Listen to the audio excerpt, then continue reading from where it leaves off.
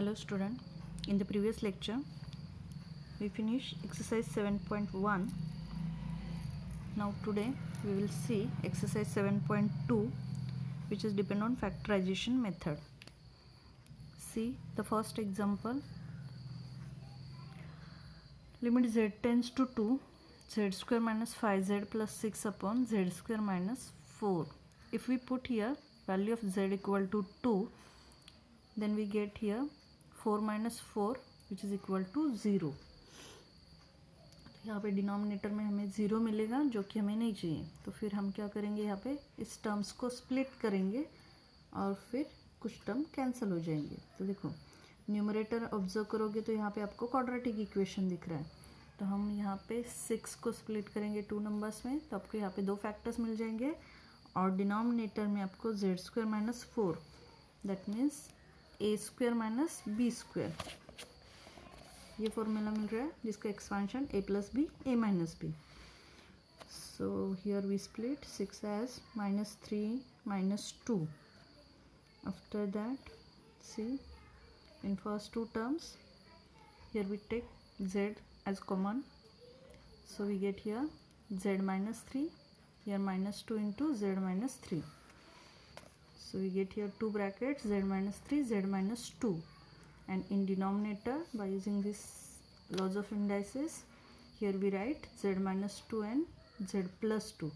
So this bracket get cancelled, z minus 3 upon z plus 2. Now here we substitute the limit as z tends to 2, we get here 2 minus 3 upon 2 plus 2 minus 1 by 4. तो देखो जब कोई bracket cancel हो जाएगा तब वहाँ पे आपका 0/0 फॉर्म कैंसिल हो जाता है, और उसके बाद जो आपको टर्म्स मिलेगी उसमें z की वैल्यू पुट करोगे तो आपको यहाँ पे आंसर मिल जाएगा. तो यहाँ पे मैंने क्या किया है, क्वाड्रेटिक इक्वेशन था उसके 2 फैक्टर्स निकाले और डिनोमिनेटर में आपको a square minus B square ये फॉर्मेट मिल रहा था, उसके भी 2 फैक्टर्स, एक ब्रैकेट कैंसिल हो गया और दूसरे जो रिमेनिंग पार्ट है उसमें हमने लिमिट पुट किया तो आंसर -1/4 मिल गया. Now see next example. Limit y tends to 0, 5y cube plus 8y square upon 3y raised to 4 minus 16y square. If we put here y equal to 0, then we get here 0 minus 0. Again we get here 0/0 form. So see in numerator 5y cube plus 8y square, तो यहाँ पे हम y square को common निकाल सकते हैं, और denominator में 3y raise to 4 minus 16y square, तो डिनोमिनेटर में से भी y स्क्वायर को कॉमन निकाल सकते हैं. तो फिर ब्रैकेट में रहेगा 5y plus 8 upon 3y square minus 16. So y square get cancelled. Limit y tends to 0, 5y plus 8 upon 3y square minus 16. अब इसमें अगर हम y की वैल्यू 0 पुट करते हैं तो डिनोमिनेटर 0 नहीं मिलेगा, -16 मिलेगा. ठीक है, तो नेक्स्ट स्टेप में हम लिमिट पुट करेंगे, y की वैल्यू 0 पुट करेंगे. So here we get 0 plus 8 upon 0 minus 16. So 8y minus 16, that means we get -12. Next limit x tends to -2, -2x minus 4 upon x cube plus 2x square. अब देखो जो भी limit होगा हमें क्या करना है, सबसे पहले डिनोमिनेटर में पुट करके देखना है. अब ये -2 है तो डिनोमिनेटर में पुट करेंगे तो देखो -2 का क्यूब प्लस 2 इंटू -2 का स्क्वायर, तो हमें पता है -2 का क्यूब जो है वो -8 आएगा, प्लस 2 इंटू -2 का स्क्वायर जो है वो +4 आएगा. तो -8 प्लस 4 2 ज़ार 8, तो -8 प्लस 8 यहाँ पे आपको 0 मिल रहा है डिनोमिनेटर में.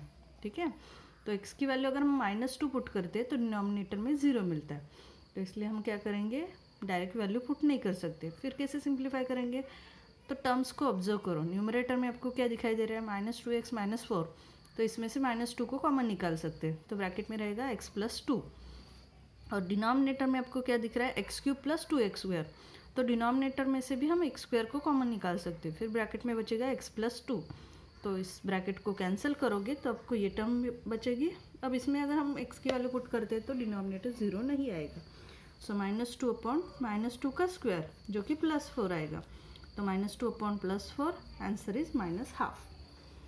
तो इतना याद रखो, जब भी डिनोमिनेटर आपको 0 मिलता है तो कुछ ना कुछ टर्म कैंसिल होगी, उसके बाद ही आपको आंसर मिलेगा।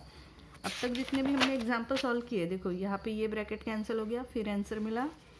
यहाँ पे वाई स्क्वायर की टर्म कैंसिल होगी, फिर आंसर मिला। यहाँ पे आपको ये ब्रैकेट कैंसिल हो गया, फिर आंसर मिला। ठीक है, तो जब भी डिनोमिनेटर 0 मिलेगा, याद रखो कुछ ना कुछ टर्म कैंसिल होगी, उसके बाद ही आपको आंसर मिलेगा। Now the second question, evaluate the following limits. अब x की जगह पे और कोई भी वेरिएबल होगा तो भी आपके फॉर्मूले चेंज नहीं होंगे, फॉर्मूले वही रहेंगे। जैसे कि यहाँ पे u⁻⁻1 है, तो u⁴ जो है तो उसे मैंने u²⁻²⁴ ऐसे कन्वर्ट किया, और 1 को तो आप 1² लिख सकते हो। तो यहाँ पे लॉज ऑफ इंडाइसिस में हम a² - b² का फॉर्मूला यूज़ करेंगे, जो कि है a + b a - b, और a³ - b³ का फॉर्मूला जो कि ये है a² a - b, और दूसरा ब्रैकेट है a² + ab + b²। तो ये फॉर्मूले हम यहाँ पे यूज़ करेंगे। तो वेरिएबल कोई भी हो, फॉर्मूला चेंज नहीं होता है, वो एज इट इज़ यूज़ करना है। तो न्यूमरेटर में u² का स्क्वायर - 1², तो फर्स्ट एक्सपेंशन यूज़ करेंगे तो u² - 1 u² + 1 आएगा। और डिनोमिनेटर में क्यूब है तो ये सेकेंड एक्सपेंशन यूज़ करोगे तो u - 1 u² + u + 1 आएगा। ठीक है, अब फिर से कोई कैंसिल नहीं होता है क्योंकि यहाँ पे u है और यहाँ पे u² है, तो यहाँ पे फिर से आपको ये एक्सपेंशन यूज़ करना पड़ेगा। u² - 1 जो है वहाँ पे a² - b², तो 1 जो है 1 का स्क्वायर भी आप लिख सकते हो, तो a² - b² फॉर्मेट यूज होगा, तो u - 1 u + 1 हो जाएगा। So u - 1 u + 1, second bracket as it is, denominator as it is, एक ब्रैकेट कैंसिल हो गया, फिर जो पार्ट बचा है उसमें लिमिट पुट करेंगे। सो u + 1 u² + 1 upon u² + u + 1। अब इसमें u की वैल्यू 1 पुट करेंगे तो 1 + 1 1 + 1 अपॉन 1 + 1 + 1, तो 2 × 2/3, तो 2 × 2 4/3, तो ये मिल गया इसका answer. Next example, limit x tends to 3 1 upon x - 3 9x upon x³ - 27। तो अगर हम x की वैल्यू 3 पुट करते हैं तो 3 - 3 यहाँ पे भी 0 मिलेगा, और x³ मतलब 3³ - 27, तो 27 - 27 यहाँ पे भी आपको 0 मिलेगा। तो फिर हम क्या कर सकते हैं, लिमिट पुट नहीं कर सकते। फिर कैसे सिंप्लीफाई करेंगे, तो टर्म्स को ऑब्जर्व करो, यहाँ पे x - 3 है और यहाँ पे x³ - 27 है, तो 27 जो है वो 3 का क्यूब होता है, मतलब यहाँ पे आपको फिर से a³ - b³ फॉर्मेट मिलेगा। ठीक है, जिसका फॉर्मूला है a - b और a² + ab + b²।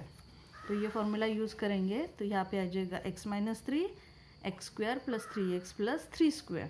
ठीक है, तो यहाँ पे मैंने a³ - b³ ये एक्सपेंशन यूज़ किया है। अब इसके बाद दो टर्म्स है, एक का डिनोमिनेटर ये है, दूसरे का डिनोमिनेटर ये है। तो अगर मुझे क्रॉस मल्टीप्लिकेशन करना है तो एक ब्रैकेट ऑलरेडी है, तो सिर्फ दूसरे ब्रैकेट से हम यहाँ पे मल्टीप्लाई और डिवाइड करेंगे।